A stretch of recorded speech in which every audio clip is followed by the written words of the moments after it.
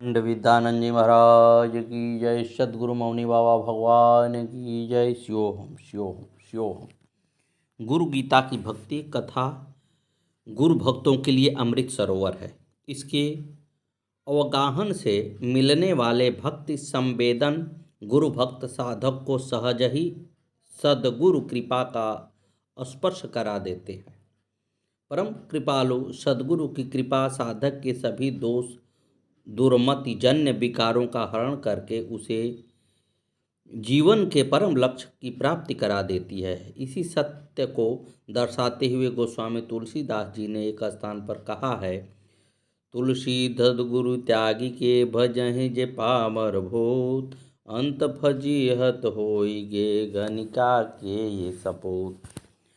जो पावर मनुष्य परम कृपालु सद्गुरु और उनके बताए साधन मात्र को छोड़कर तंत्र मंत्र भूत प्रेत में उलझे रहते हैं, उनकी अंत में भारी फजीहत होती है। वे गणिका के पुत्र की भांति हर कहीं दुत्कारे और फटकारे जाते हैं। सद्गुरु की कृपा साधक का परम आश्रय है। इस तत्व की अनुभूति कैसे और किस तरह हो, यही तो गुरु गीता के प्रत्येक मंत्र में उद्घाटित हो रहा है। पिछले मंत्र में भगवान सदाशिव ने जगत माता पार्वती को बताया कि गुरु चरणामृत की महिमा अतुलनीय है।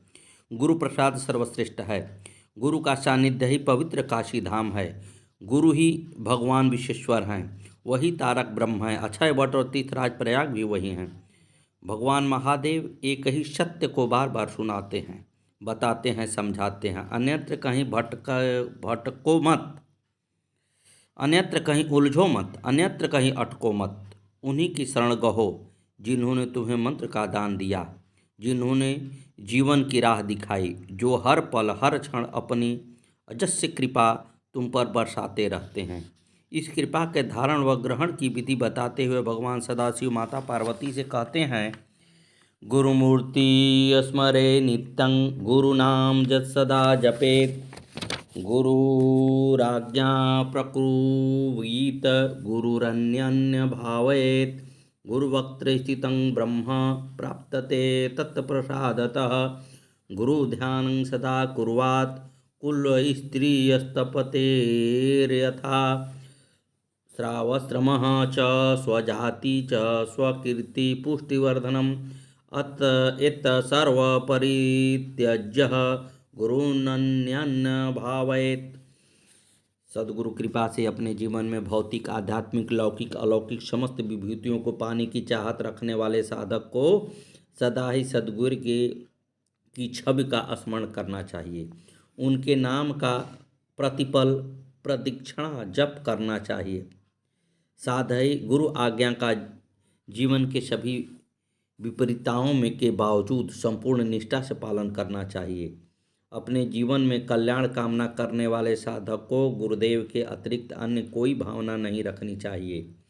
गुरु के मुख में ब्रह्म का वास है, इस कारण उनके मुख से बोले हुए शब्द ब्रह्मवाक ही हैं। गुरु कृपा प्रसाद से ही ब्रह्म की प्राप्ति होती है।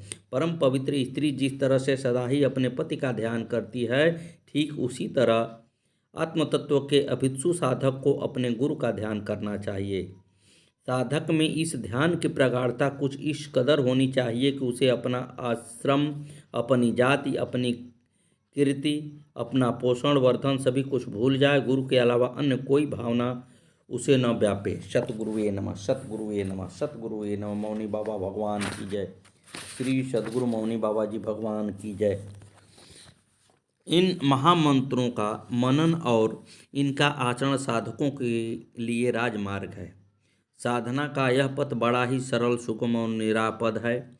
श्री रामकृष्ण परमहंस देव के अनेक शिष्य थे। उनमें से कई बहुत बड़े लिखे विद्वान और तपस्वी थे। स्वामी विवेकानंद जी महाराज की अलौकिक प्रतिभा से तो समूची दुनिया चमत्कृत रह गई। इन शिष्यों में एक लाटू महाराज भी थे। निरे अपढ़ गंवार, विद्या बुद्धि का कोई चमत्कार उनमें था नहीं, बस हृदय में भक्ति थी। न वे शास्त्र चर्चा के गंभीर में डूब सकते थे और न ही किसी से साक्षात कर सकते थे। पश्चिमी ज्ञान विज्ञान तो उन्हें छू भी नहीं पाया था। अपनी इस स्थिति पर विचार कर उन्होंने परमहंस देव से कहा, ठाकुर मेरा कैसे होगा। श्री ठाकुर ने उन्हें आश्वस्त करते हुए कहा, तेरे लिए मैं हूँ ना, बस मेरा नाम स्मरण करने से, मेरा ध्यान करने से सब कुछ हो जाएगा। तब से लाटू महाराज का नियम बन गया, अपने गुरुदेव रामकृष्ण परमहंस का नाम स्मरण, उन्हीं का ध्यान और उन्हीं की सेवा। ठाकुर की आज्ञा ही उनके लिए सर्वस्व हो गई। यह सब करते हुए उनके जीवन में आश्चर्यजनक आध्यात्मिक परिवर्तन हुए। अनेकों दैवीय घटनाएं एवं चमत्कारों ने उनकी साधना को धन्य किया। उनके अद्भुत आध्यात्मिक जीवन और योग शक्तियों के अद्भुत विकास को देखकर स्वामी विवेकानंद ने उन्हें अद्भुतानंद नाम दिया। श्री रामकृष्ण संघ में वह इसी नाम से विख्यात हुए। स्वामी विवेकानंद उनके बारे में कहा करते थे, लाटू ठाकुर का चमत्कार है। वह इस बात का प्रत्यक्ष प्रमाण है कि गुरु स्मरण, गुरु सेवा और गुरु के आज्ञा पालन से सब कुछ संभव हो सकता है। जो जन्म जन्मांतरों के तप से संभव नहीं, वह सद्गुरु कृपा से सहज ही साकार हो जाता है। सतगुरुवे नमः। सतगुरु के मुख में ब्रह्म का वास होता है। उनकी वाणी ब्रह्म वाणी है। उनके द्वारा बोले गए वचन ब्रह्म वाक्य हैं। महान दार्शनिक योगी भगवान शंकराचार्य ने कहा है, मंत्र वही नहीं जो वेद और तंत्र ग्रंथों में लिखे हैं, मंत्र वो भी हैं जिन्हें गुरु कहते हैं। सदगुरु के वचन महामंत्र हैं। इनके अनुसार साधना करने वाला जीवन के परम लक्ष्य को पाए बिना नहीं रहता। पतिव्रता स्त्री की भांति मन, वाणी और कर्म के संपूर्ण निष्ठा को नियोजित करके गुरुदेव भगवान का ध्यान करना चाहिए। भावना हो या चिंतन अथवा फिर क्रिया, सभी कुछ सम्मिलित रूप से एक ही दिशा में सद्गुरु के चरणों की ओर प्रवाहित होना चाहिए। ध्यान रहे कि इस महासाधना में अपना कोई बड़प्पन आड़े न आए, अपना कोई क्षुद्र स्वार्थ इसमें बाधा न बने। श्री रामकृष्ण देव कभी कभी हंसते हुए अपने भक्तों से कहते थे, कुछ ऐसे हैं जिनके मन में तो भगवान के प्रति और गुरु के प्रति भक्ति है, परंतु उन्हें लाज लगती है, शर्म आती है कि लोग क्या कहेंगे। आश्रम एवं कुल की झूठी मर्यादा, अपनी जाति का अभिमान, यश प्रतिष्ठा का लोभ उन्हें गुरु की सेवा में बाधा बनता है। परमहंस देव जब यह कह रहे थे तो उनके एक शिष्य मास्टर साहब ने पूछा, तो फिर मार्ग क्या है? परमहंस देव ने कहा, इन सबको छोड़ दो, त्यागो इन्हें। तिनके की तरह सद्गुरु की आज्ञा पालन में जो भी बाधाएं सामने आए, उनका सामना करने में कभी भी संकोच नहीं करना चाहिए। स्वामी विवेकानंद महाराज कहते थे, तुम अपने से पूछो, को हम, मैं कौन हूँ, देखो तुम्हें क्या उत्तर मिलता है। हो सकता है तुम्हें उत्तर मिले, मैं पुत्र हूँ, पिता हूँ, पति हूँ अथवा पत्नी हूँ, मैं हूँ, पुत्री हूँ। ऐसे उत्तर मिलने पर और गहराई में उतरो, गुरु चरणों में और ज़्यादा नहीं लगाओ, फिर उन्हें एक और सिर्फ एक उत्तर मिलेगा, शिष्योहम, मैं शिष्य हूँ। सारे रिश्ते नाते इस एक संबंध में विलीन हो जाएंगे। ध्यान रहे, जो शिष्य है वही साधक हो सकता है।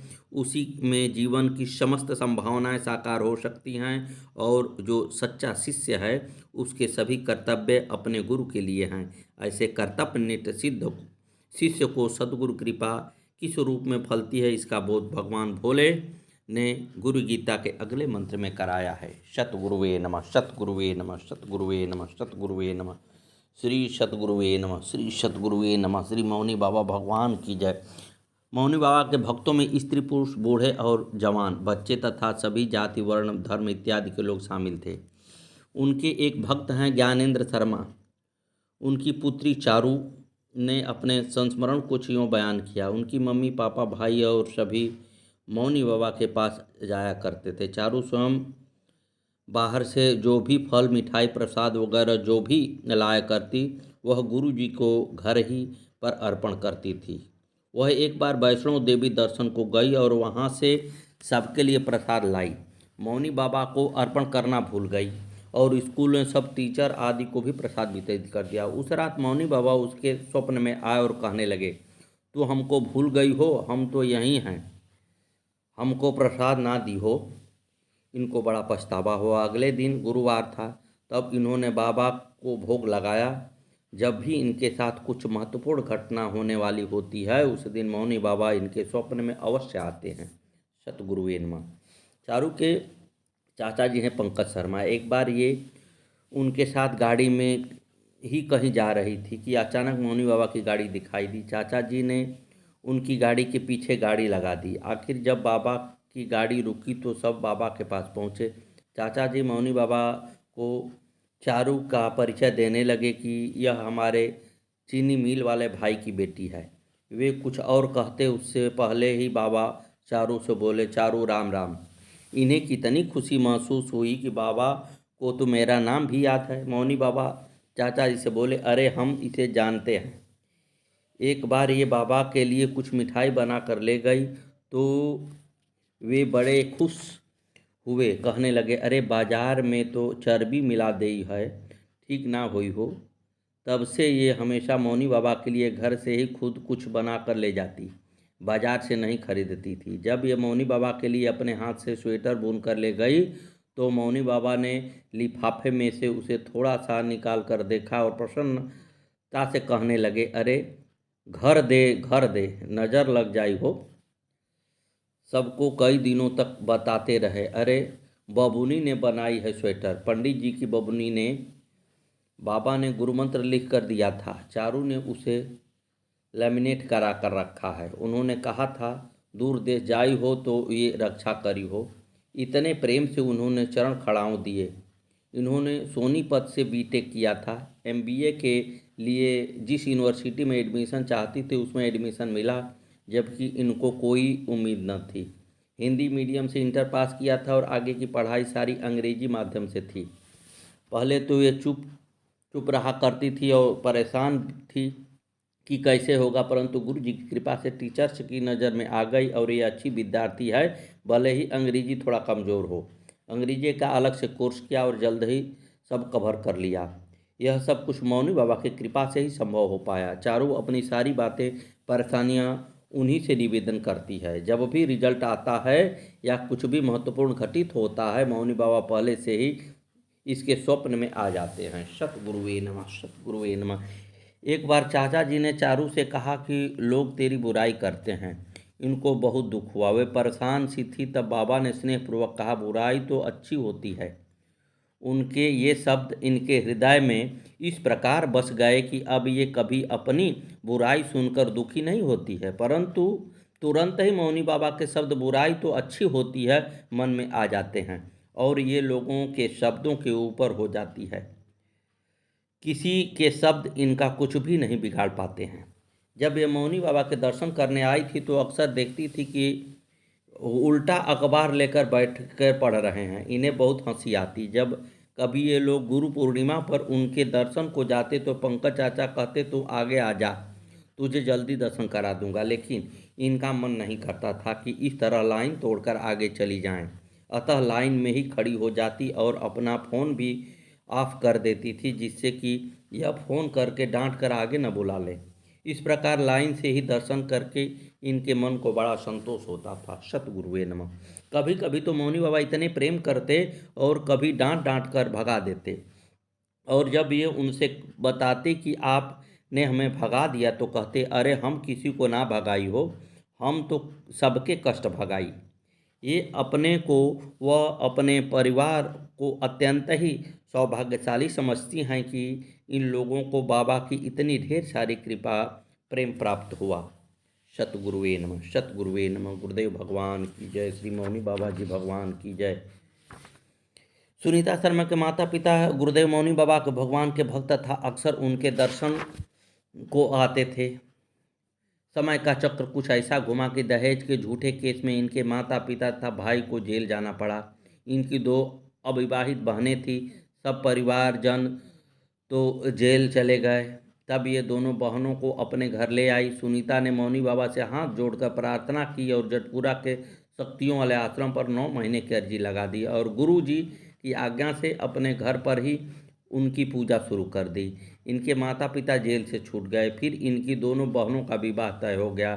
भाई 3 दिन के लिए उनकी शादी पर रिहा होकर घर आ गया, जो कि मुमकिन नहीं लग रहा था। बहनें सुखपूर्वक शादी होकर चली गई। सुनीता कहती हैं कि जब से इन्होंने मौनी बाबा का पूजा शुरू की, इसके जीवन में खुशियां ही खुशियां आ गईं। मौनी बाबा भगवान की शरण में ये सुख शांति से भरा जीवन व्यतीत करती हैं। अब 10 वर्ष बाद इनका भाई भी जेल से रिहा हो गया है और ये कहती हैं कि ये सब गुरु मौनी बाबा भगवान की दया कृपा से ही संभव हो पाया। इनका संपूर्ण परिवार मौनी बाबा भगवान का शरणागत है। सतगुरुवे नमः, सतगुरुवे नमः, सतगुरुवे नमः, सतगुरुवे नमः, सतगुरुवे नमः, सतगुरुवे नमः, सतगुरुवे नमः। आगे की कथा कल।